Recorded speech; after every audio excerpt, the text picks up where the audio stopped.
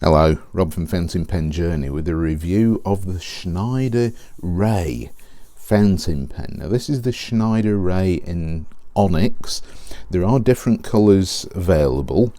It doesn't seem to be a very well known pen, and I don't really know why. I don't know whether it's because Schneider isn't particularly well marketed. This pen I bought from Cult Pens quite a while ago, and I've been using it at work as my everyday carry fountain pen. It's quite a nice design and it's a really good writer. When we get to the writing sample, you'll see what I mean.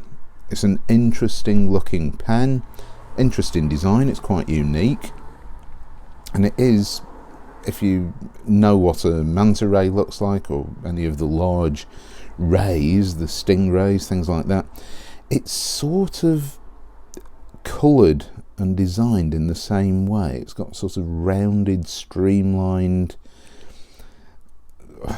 it's difficult to describe. Excuse me. Take in the visuals for yourself and you'll see what I mean if you know what I'm talking about with rays and skates, those sort of marine animals. And it is, I think, marketed as a school pen, but I find it's a really good pen, and it's in many ways quite superior to quite a few of the more common plastic school pens like the Lamy Safari, things like that. So I'll try and describe the pen as it is, because it is roughly torpedo shaped. The end of the barrel is flattened, so it's flattened vertically that way. The clip is really broad. It's a decent enough clip as well. It's a little bit on the loosish side, springy, but it slides on and off my pen roll at work very, very nicely, very smoothly, very easily, and it's probably going to be ideal on a pocket. The cap itself is, as you can see, horizontally flattened, but sort of rounded on the sides, and we have these different materials. What we've got is glossy plastic here, and what feels like it could be an insert. It's like a rubberized finish, so it's quite grippy. So you've got slippy elements and grippy elements all in the same pen. The cap just ends, and then you get the barrel, which is similarly flattened top to bottom but round on the sides, and you will see that certain portions of the pen are either raised or ever so slightly recessed. This bit's recessed, this bit's raised here, and once again we have this glossy, slippery sort of plastic and this rubberized insert. The base of the barrel, as you can see, similarly, try and get that to focus, come on, there we go, sort of, similarly flat top to bottom and rounded on the sides. And it's a good looking fountain pen. It is, in my view, quite an unusual design. It certainly looks more unusual than many of the other fountain pens. Size comparison wise with the Lamy Vista, it's about the same. Excuse me, a little bit longer, a few millimeters longer, uncapped, and it is easy to uncap this fountain pen. So very much the same size as the Lamy Vista, All-Star, Safari, and posted, and it posts really securely, fairly deeply, and once again similar in size. The Lamy is slightly longer. So let's have a look at the business end of the pen, the nib. Now we have a winged nib which doesn't have a breather hole, very similar to the Lamy nibs, but the wings are much shorter. Black plastic feed underneath, no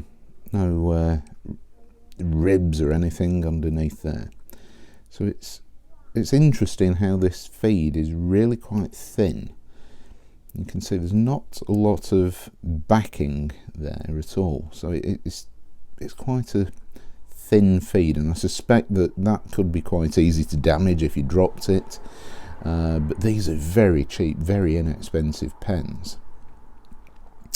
There's this bulbous plastic thing that I suspect goes into the cap and clicks in place, holding the cap on. I suspect that's what that's for. And I haven't had any issues with the nib drying out, anything like that, no hard starts. The section. Now, this rubberized grey material in this Onyx version, which has Schneider there, extends. This is the section where it's the same rubberized material. And I find it extraordinarily grippy. I mean, it really is. Your fingers are not going to slip on this section, and it's quite a decent length. And there is even a flare at the bottom, so that if your fingers are slipping, then they're not going to go, excuse me, and your fingers are not going to go any deeper down the section there. And it's really, really good. It's grippy, it's smooth, it's comfortable, soft grip texture.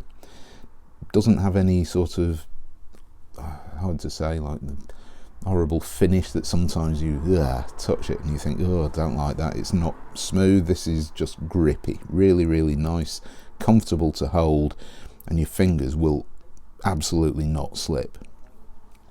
The barrel unscrews, and it came with a standard international cartridge, so this takes standard international cartridges. There is space in the barrel for a second cartridge, a short one, or you can use one long one, and I suspect, yep, no holes. This barrel could probably be eyedropped. I don't think it's something that I'd particularly want to do with this pen. I'm quite happy using the cartridges or a converter. You can use a standard international converter, and these threads, little bit on the risky side for eyedroppering, but they're very smooth and very secure. As you can see, when you screw it all back together, Schneider remains on the top, and you've got a very nice, comfortable pen. It's a decent length, posted. Such a lightweight pen. There is a bit more back weighting, but certainly nothing that I would say I'm not happy writing with this pen posted, and in fact it's pretty good. You do feel the cap a little bit. These edges on the cap are not particularly sharp, but you do definitely feel them on your hand. But it's a good size to write with unposted, and more comfortable in my own opinion. So let's get on to the writing sample. Right, so Schneider, the Schneider Ray. This is the Onyx version, so it's this black version, black and grey, basically black and dark grey. Medium steel nib. Medium. Now this is one hell of a nib.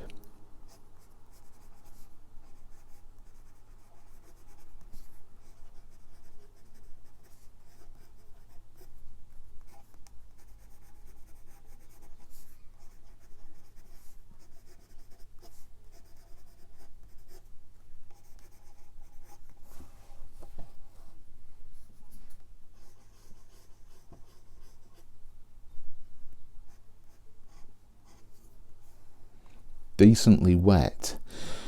Now, medium steel nib, I would say it's bordering on broad. This is a real decent wet nib.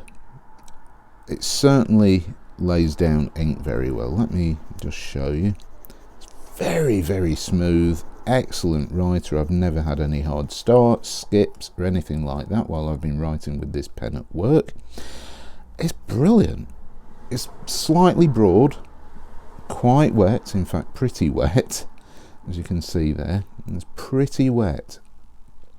It's great. I think this pen really does deserve to be better known. I mean, this is just one of those pens that I'm bunging any spare ink cartridges into, and it works. As far as line variation goes, no pressure, bit more pressure. You can squeeze more ink out, but it's definitely not a pen I'd really push at all. Just keep to normal, very little writing pressure, and it does a great job. I mean, it doesn't take a lot of pressure to write at all, just literally normal pressure. Reverse writing,